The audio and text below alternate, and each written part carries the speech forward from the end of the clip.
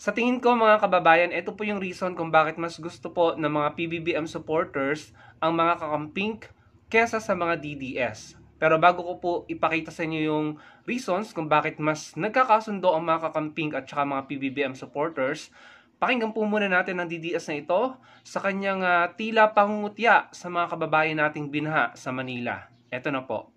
Uy, kamusta mga bangag? Balita ko, ang West Philippine Sea sa Manila daw ay lumapag. Yan kasi, kakaangkin nyo ng West Philippine Sea, dinalaw na kayo ng West Philippine Sea dyan sa Manila. Atin ang West Philippine Sea ha? Eh di okay sa inyo na. I-enjoy nyong lumangoy sa baha. Now I'm not saying na kinukutsa ko kayo dahil nakakaranas kayo ngayon ng kalamidad. Pinaparanas lang talaga ng Diyos sa inyo ang karmang pabaliktad. Kasi marami dyan sa inyo ang kasamaan talaga ay sagad. Makapang-alipusta dito sa amin sa Mindanao. Kasamaan nyo ay sagad. Sa inyong mga kasamaan yan. Yan ang bayad. O mga loyalistang lutang. Ano na? Binansagan nyo akong ayuda boy ha. Ngayon, kayo na ang nangangailangan ng ayuda. Sana'y pagkaitan din kayo ng gobyerno ng ayuda para kayo ay nganga. Sana'y mangyari sa inyo lahat ng mga negatibong sinasabi nyo. Kasi obvious naman na kayo'y anga-anga. Kawawa lang talaga yung ibang mga kababayan natin na mga inosente na damay sa baha. Dapat kasi inanod na kayo ng baha patungong West Philippine Sea para hindi na kayo magkita-kita. Ako dito sa bukid, safe na safe, halatang halata. Narinig nyo naman po ang mga sinabi niya. Narinig niyo po yung mga binitawan niyang tila pang-iinsulto para po sa akin ay pangungutya or pang-iinsulto sa mga kababayan nating naapektuhan ng baha sa Manila po or dito sa Luzon.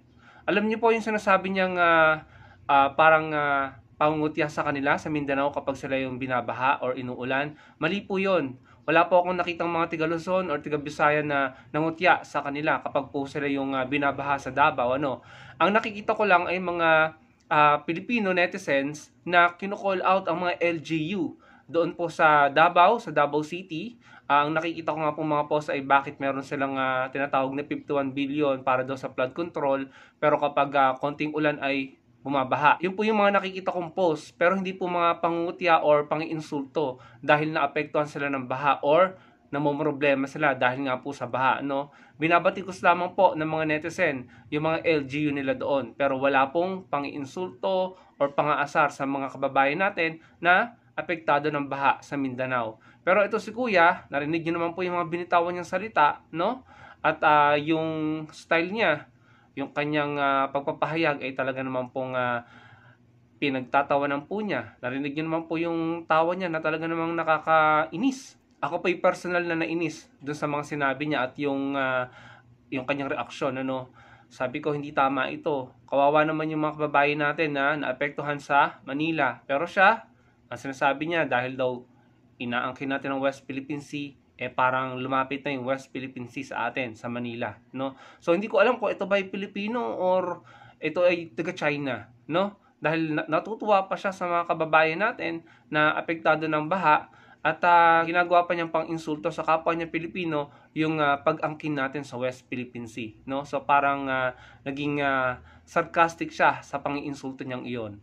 Siya po ay si taga-Bukid at siya po ay aminadong isang DDS. Ngayon naman mga kababayan, ipapakita ko na po sa inyo yung reasons kung bakit mas magaan ang loob ng mga PBBM supporters sa mga kakamping Dahil kami pong mga kakamping, kahit po kami natalo, kami po ay may respeto sa nanalong gobyerno. Kami po ay marunong sumuporta sa gobyerno at tumulong sa ating mga kapwa Pilipino.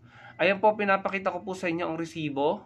Ayan po ay mga kakamping, mga volunteers ng Angat Buhay Team at nila Atty. Leni Robredo at ng kanilang mga partners na nagtulong-tulong para makapagbigay at makapagpaabot ng tulong sa ating mga kababayan na naapektuhan ng baha nitong nakaraang bagyong Charina. So, in a way, kahit kami natalo, tumutulong kami sa Pangulong Bongbong Marcos Jr.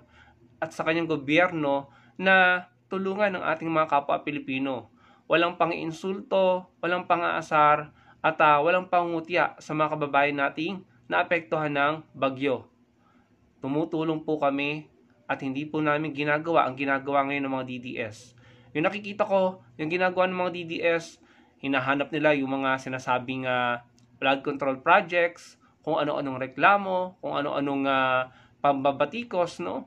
Sa panahon ngayon na may sakon na tayo, dapat po tayo ay nagkakaisa. I-set aside ang pagbatikos, unahin muna natin ang pagtulong. Pagkatapos na humupa ng baha, mawala ang ulan, kung gusto niyo bumatikos, bumatikos kayo. Pero wag naman kayong mangutya at wag kayong mangasar. At lalong-lalo na huwag kayong mambabastos. No? Pero anong napala natin sa mga DDS na yan? Napala natin yung mga video na pinakalat nila na talaga namang sobrang problematic na ng ginagawa nila. Pero ito, kaming mga kakamping, kahit kami natalo ng eleksyon, nakikita nyo po, very evident sa amin na kami nagpapaabot ng tulong, no? At tumutulong talaga kami sa gobyerno ng Pangulong Marcos Jr. para matulungan ang ating mga kapwa Pilipino. Kasi dapat po ganyan, lalong-lalo na sa panahon ng kalamidad.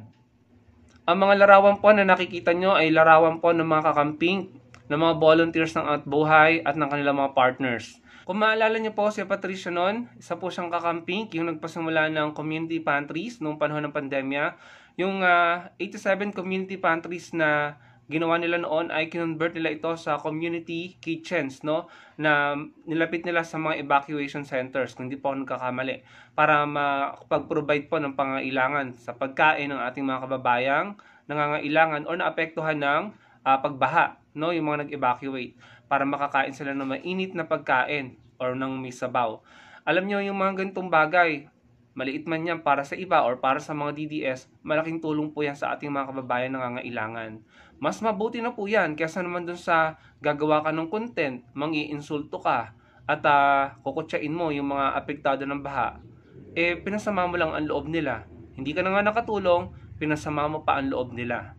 So sa akin pong palagay, ang pagtulong na ito na ginagawa ng Team Angat Buhay at ng kanilang mga volunteers, ng mga kakamping nila Atty. Leni Robredo, ay isa sa mga reasons kung bakit mas magaan ang loob ng mga PBBM supporters sa mga kakamping. Ito yung isa sa mga reasons kung bakit magkasundo ang mga PBBM supporters at ang mga kakamping. Dahil ang hangarin po namin ay pare-parehong para sa bayan at para sa bansa, hindi para sa iilang politiko. Kaya yung pagtulong sa mga kababayan nating apektado ng baha, talaga pong na-appreciate ng mga PBBM supporters dahil ito po ay nakakatulong sa gobyerno, nakakatulong sa Pangulo para tulungan ng ating mga kapwa Pilipino. Ganun po kasi dapat magtulungan tayo. Pagkatapos ng eleksyon, kalimutan ng lahat at magtulungan na para sa bansa natin. Nang tayo po ay umunlad at tayo po ay guminhawa bilang isang bansa. Hanggat may mga tao na talagang humihiwalay at nagiging reason kung bakit naging problematic ang bansa natin, hindi po tayo makakausad ng mabilisan. So sana ma-realize ng mga DDS, bago kayo mang-asar, mangutya, no, o bumatikos, sana ipakita nyo muna na tumutulong kayo. Ipakita nyo muna na totoo na may concern kayo sa bansa nyo at sa mga kababayan nyo. Wala, ang nakita namin, ayan, video, content ng puro pambabatikos, pang-aasar, pangutya. Imagine, no, kung mapapanood ito ng mga tao na naapektuhan ng baha, ano sa palagay nyo ang mararamdaman nila kung mapapanood nila ang content na ito ni Taga-Bukid? Hindi po ba, mga kababayan? So, yun lamang, mga kababayan. Alam nyo, walang masama na magkakaiba tayo during election or magkakahiwalay tayo during election. Normal lang yan.